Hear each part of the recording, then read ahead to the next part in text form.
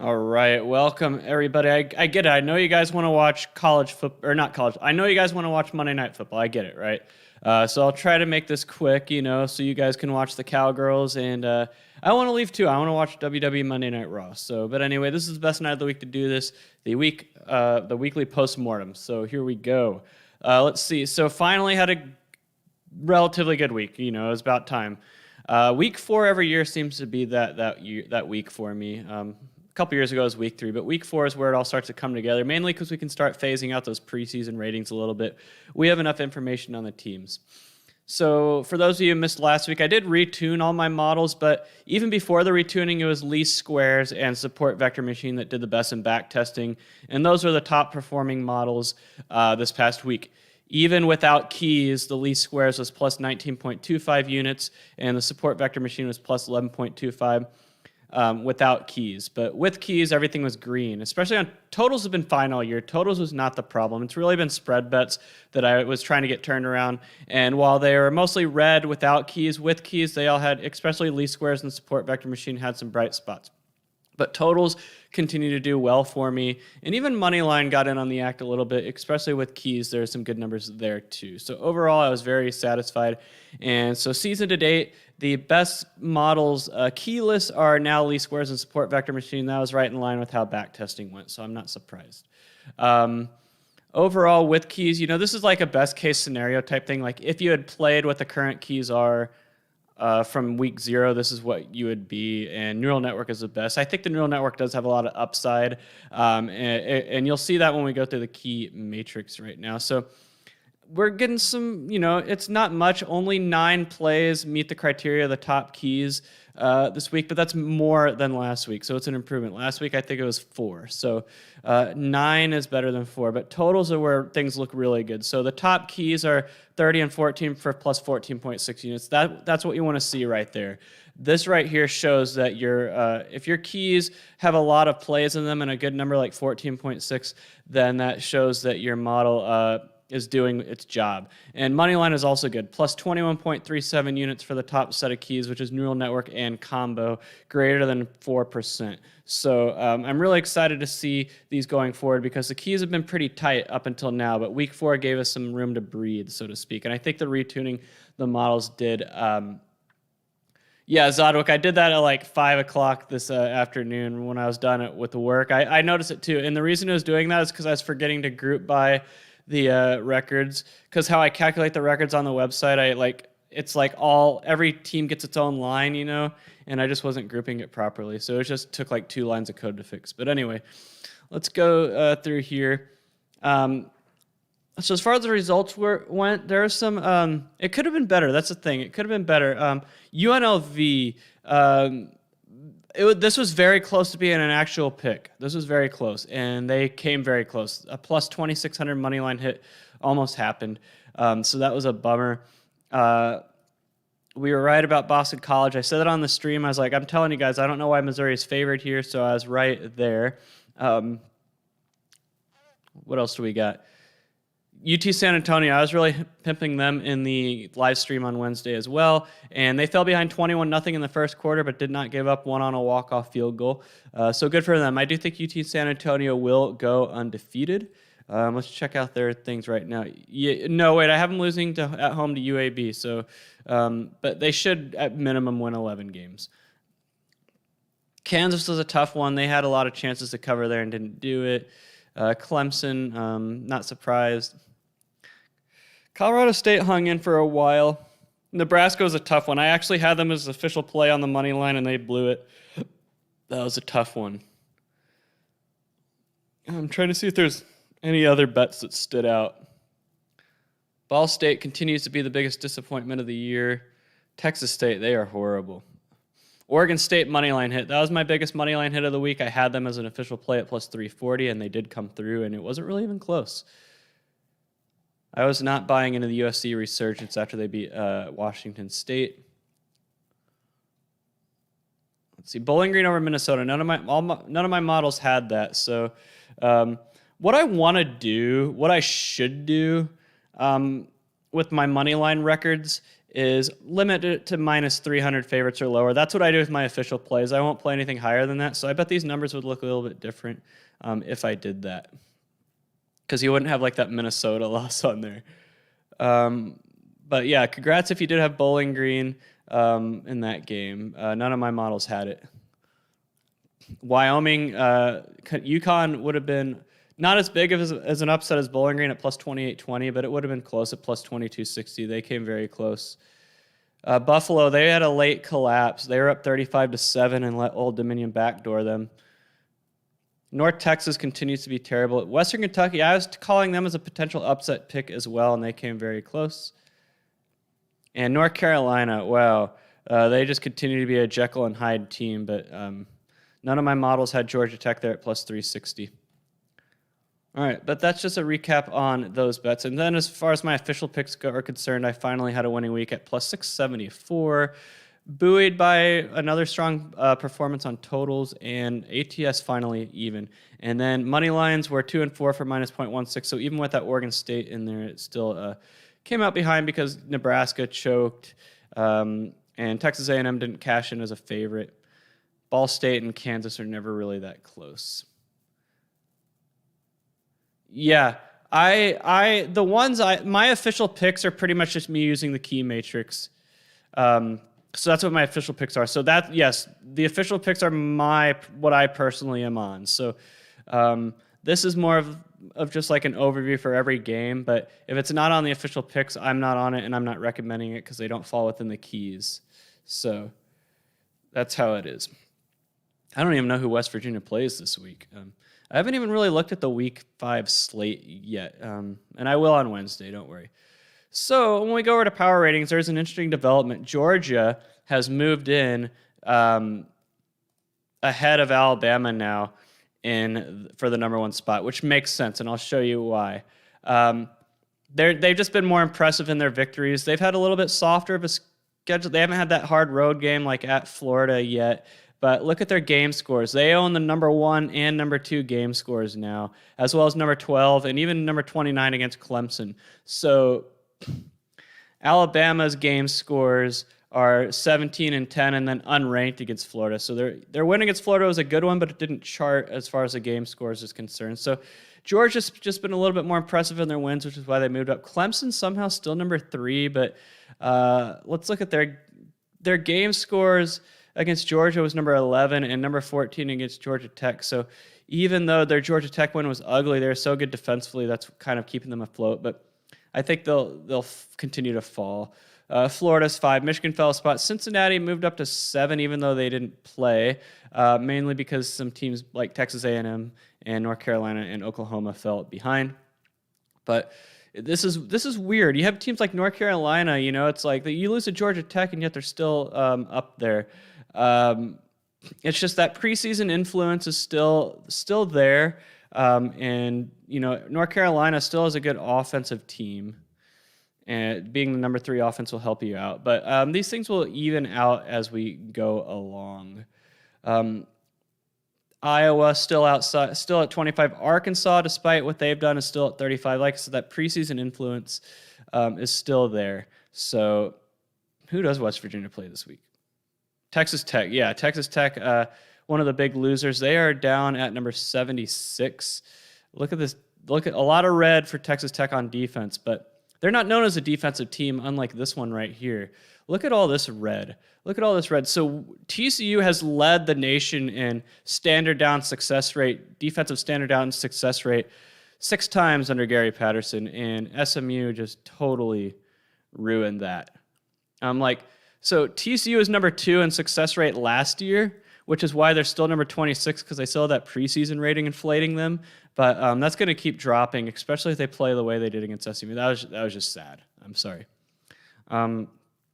Any other interesting teams? Michigan State still at 57, so still not a believer there. Nebraska, the 1 and 3, and the team Michigan State just beat is ahead of them. So these things will all even themselves out as we get more games and the preseason ratings lose their influence. But those are some interesting things. UAB at 43, despite the blowout loss of Georgia, which isn't that bad. They're the number 1 team. Any other surprises here? Wake Forest 27, despite what they did to Virginia. Iowa State still number 20, despite the losses to Baylor and Iowa. So it's just some weird. Like I said, these things are weird. Like Texas up to number 9, 26 spots ahead of the Arkansas team that they got blown out by. Oregon number 16, 12 spots behind Ohio State. A lot of people don't really understand how these things work. Everyone's like, oh man, how is Clemson still number 3? Oh man, how is Oregon 12 spots behind Ohio State? Because these aren't like human polls where you can move teams up and down at whim. These use, formulas and complex things. And preseason ratings, like it or not, are still a major factor. And you can still be unimpressive in a win. Like if you go to Oregon, their highest game score is 74 against Fresno State. So my model thought their win by 7 at home against Fresno State was more impressive than their win by 7 at Ohio State, because Bill Connolly talks about this a lot, and Ken Palm has this on his site as well. I'm going to show it to you guys. Even though it's for basketball, he has a column called luck, and I don't have luck as a column, but it's implied. So what luck is in something like this is that your statistics don't reflect your wins and losses. So you can be unimpressive in a win. Like, remember that time Iowa State beat Nebraska 9-6 because Nebraska's turned the ball over like 7 times? That's what I'm talking about. You can win a game and yet be unimpressive statistically. Like Bill Connolly does this in his stats, and I don't do this yet. I don't know if I'll do that this year. Maybe it's a feature I can add in at some point, but he shows a stat called post-game win percentage, i.e., what would your win percentage be if you played this game an infinite number of times with these stats? If your statistical profile for the game was the same thing, 100 times, like what would your win percentage be? And a lot of these teams, like I want to say Oregon against Ohio State, their post-game win percentage is like 27%. So if they played the way they played against Ohio State, they would only win 27% of the time. They still won, but the statistics showed that they weren't impressive in wins. Same with Iowa. Iowa State dominated the game statistically, so to speak, but they turned the ball over 4 times. So that's why Iowa State is still ahead of them in the power rankings, and why Iowa is, because they also weren't that impressive against Kent State and Colorado State. Same with Indiana. They mainly beat Indiana because of defensive touchdowns. So the power ratings don't really reflect everything. Yeah. Luck is a very big deal with college football, which is why I don't track turnovers as a statistic, because I believe that turnovers, you could create your own turnovers if you're disruptive and everything, but fumbles, on the other hand, like there's a 50-50 chance that ball, you're going to recover the ball or not. So interceptions, there's some unlucky interceptions, deflected passes. So I would say turnovers are probably 60% the defense and 40% luck. And so sometimes your turnover luck is just bad, right? Like, I'm going to use TCU as an example again. We played Ohio State a few years ago and played very well, but we lost a turnover battle 4-0, and so Ohio State beat us by 12. And then the next week we played Texas, and once again lost a turnover battle 4-0, despite beating Texas on the stat sheet. Losing the turnover battle 4-0 2 straight weeks, you're going to lose. And so those things, they don't tend to even out in a season, but they do tend to, like a team that leads the nation in turnovers, force, for example, one year will regress to the mean almost 100% of the time the next year, because you just can't sustain something like that, because there's such a big luck element built into turnovers, and that can explain some of these teams, why they're ranked where they are. Like Wisconsin just lost by 30 to Notre Dame and is still 8 spots ahead of them, because the statistical profile shows that they're a very good defensive team. They have a number 8 game score right here. So speaking of game leaders, let's look at our top performers for week 4. So Georgia's win over Vanderbilt was the top performance of the week, which was number 2 overall in the season. Alabama Southern Miss 2, Texas over Texas Tech 3. You're probably like, well, Texas Tech is better than Southern Miss or Vanderbilt, but it is. There's a lot of factors that go into the game score. It's not just final margin or anything like that, and it's factored in because Texas's game score is adjusted upwards, while Georgia and Alabama is adjusted downwards. But despite the adjustment, they are still at number 3. Coastal Carolina or UMass, number 4. NC State against Clemson, despite winning in overtime, number 5. So that does show that you can win by only 6 points and still have a good game score, because the opponent you beat was good. but this is a good idea of the game scores there are.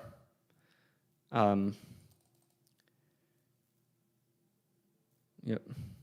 UMass had the worst. It's kind of like the flip, but Texas State, just a sinking ship program right now.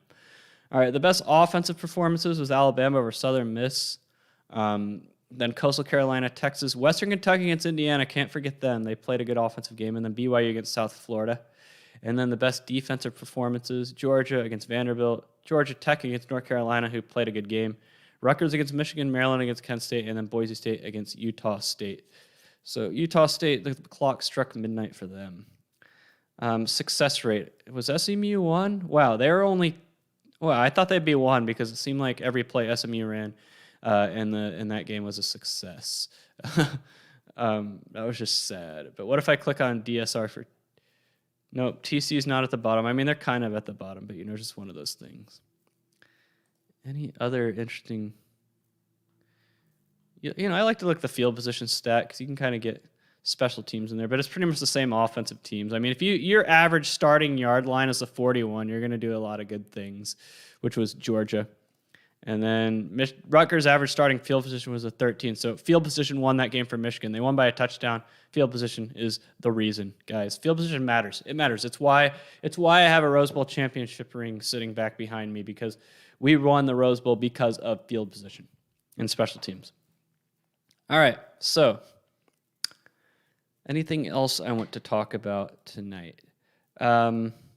So I'll do my Week 5 picks video on Wednesday. I haven't really looked at the slate, guys. I know a few games. I know TCU and Texas play. I know Cincinnati, Notre Dame off the top of my head, but I can't really come up with anything else. Baylor and Oklahoma State play, I think. Speaking of Baylor, I want to cover them. A lot of TCU fans are like, oh, Baylor's already turned it around. I'm like, yeah, but look at their schedule. Let's see. Texas State is horrible. Kansas is horrible. So they beat Iowa State by 2, but it wasn't that impressive. The game score is only 0.7. They were very successful on standard downs. They kept the Iowa defensive line out of their backfield. But this is one of those games where Iowa State once again loses despite having the better statistical profile. But we'll see what they do. I mean, if they go 8-4, I can see them going 8-4. And that'd be a good season after last year for them, but I don't think they've turned it around. I have Georgia and Alabama going 11-0. Ohio State, I have them losing to Michigan. Michigan going 12-0. Cincinnati going 12-0. Ole Miss going 10-1. So let's talk about the playoff picture real quick. So if Georgia and Alabama both go undefeated, I think they're going to both be in the playoff. There's going to be no ACC teams. If Michigan or Penn State, where's Penn State at? I still have them at number 28, and I don't have them going undefeated. So Michigan is the best hope for the playoff. So if Michigan goes undefeated, that'll be 3 teams. And then I don't see any other undefeated teams here. So this is the debate. Do you put in an 12-0 Cincinnati over a 11-1 Oklahoma? I don't know. That's a tough one. Oregon, I don't have them going undefeated. Who do I have them losing to? UCLA. But if Oregon runs the table, it won't matter. I only include FBS versus FBS games. But Cincinnati, let's talk about them because they have a game against Notre Dame, which that's it for them. I don't see anyone else challenging them. I mean, their next closest game after that is a home game against UCF where they're 12-point favorites. I have them winning by 1, so this is their season right here. But they're going to need help, especially if Indiana, as I suspect, doesn't have a great season. I mean, they barely beat Western Kentucky, who's not that great. They still have to go to Penn State and Michigan, so that's 2 more losses for Indiana.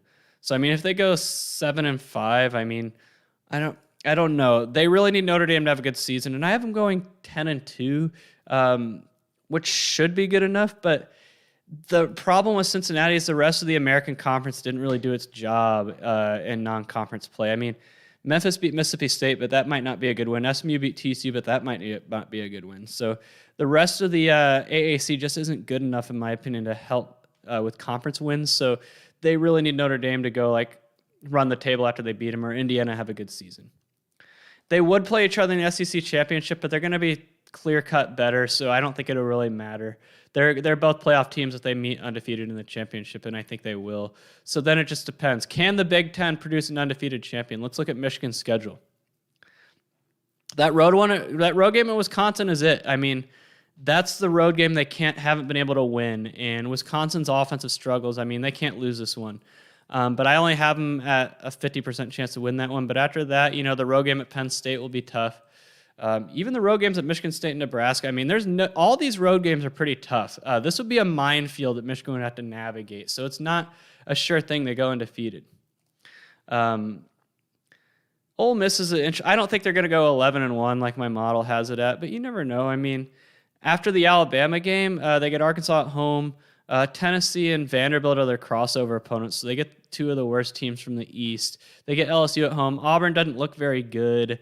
Liberty, the blooms off the rose after they lost to Syracuse. They get a deflated Texas A&M team at home. So honestly, I could see Ole Miss going 11-1. I could. But SEC's not going to get three teams in the playoff games. That's not going to happen. They'll put in an 11-1 Oregon or 11-1 Oklahoma before a third SEC team. Let's talk about Oklahoma. I mean, I have them here. I have them going 9-2 and losing to Texas. Wow, I have Texas beating them and Oklahoma State. And I from what I've seen from Oklahoma this year, their offense has taken such a step back. They're going to lose. I just don't see them running the table in the Big 12 with that offense. It's too inconsistent.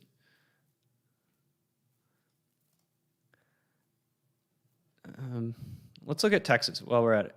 I mean, can they go 10-2 would be a very good record. They got to beat their nemesis on Saturday, but I think they will based on how TCU's defensive line was wet toilet paper the other day. Then they get the Red River. The road schedule's manageable. Baylor, West Virginia, and Iowa State. I mean, I have them losing to Iowa State right here, but barely. So, I mean, maybe Texas can resurrect themselves after the Arkansas loss, but it's Texas. I just don't know if they're there yet. That's probably a bit too optimistic. Are there any dark horse? Like BYU, they're an interesting case. The only game I have them losing is Baylor, but say they go undefeated. I think if BYU goes undefeated, they have a better resume than Cincinnati. They do. If they go undefeated. And really, let's look at the rest of their schedule. Boise State at home, beatable. Baylor on the road. I mean, this is a very manageable final kick. The problem with BYU's schedule is where is the signature win on this schedule? There's a lot of good, decent wins. Maybe Utah might finish. I have them going 6-6, so that probably wouldn't be decent. Arizona State. I mean, if Arizona State can go 10-2, that would be good. But USC, that ship might have sailed. Virginia, that defense is horrible. Baylor, the jury's still out on them. So the problem with BYU is that the whole might be greater than the sum of the parts, but I do think they would have a better resume than Cincinnati if they go undefeated. If two Big Ten teams end up with one loss, how do they decide to put in? Well, it depends on if either one would make it at first. That's just how the committee would operate, but probably the one with the conference title next to their name. But BYU is a very interesting case. I would keep an eye on them. Let's see. Anybody else with an interesting case that we can look at and examine?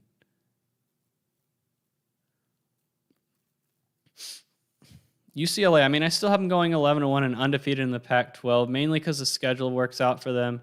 I mean, at Arizona should be a layup. At Utah, that depends if Utah can have it figured out by then. USC is nothing, and they get Oregon at home. At Washington, might be harder then than it would be this week. So UCLA is an interesting case as well. Don't forget about them. Army. All right, the problem with Army is that I just don't see them going undefeated with this. I mean, Wisconsin, I just don't see it happening. In Wake Forest, wow. But Army is, I wouldn't sleep on them. I have them at number 21 for a reason. Slowest paced team in the country, guys. I'm a big triple option fan. It's the type of offense we ran when I was in high school. All right, but yeah, that's just kind of the quick week for post-mortem. I think what we learned in week 4 was that things are probably a little bit more wide open, but there's two teams at the top that have separated themselves from the rest. And I think the average person would be surprised if it's not one of those two teams at the end of the year. But Georgia might be better than Alabama, at least as of right now. And outside of those two, the playoff picture is wide open, which is a good thing. It's good. I'm glad to see that Clemson's not going to be in the picture this year. I'm so happy. Get some new blood in the playoff, although Alabama and Georgia isn't really new blood. We've seen them there before. All right, well, that's going to end it for me. Go ahead and watch the Cowgirls. They should have just started. And I will go watch WWE Monday Night Raw. And I'll be back on Wednesday for the weekly picks video. So stay tuned for that. It should be fun. Week 5, hopefully it's a fun week up ahead. Anyway, thanks everyone for tuning in. I really appreciate it. Now go and watch you some Monday Night Football.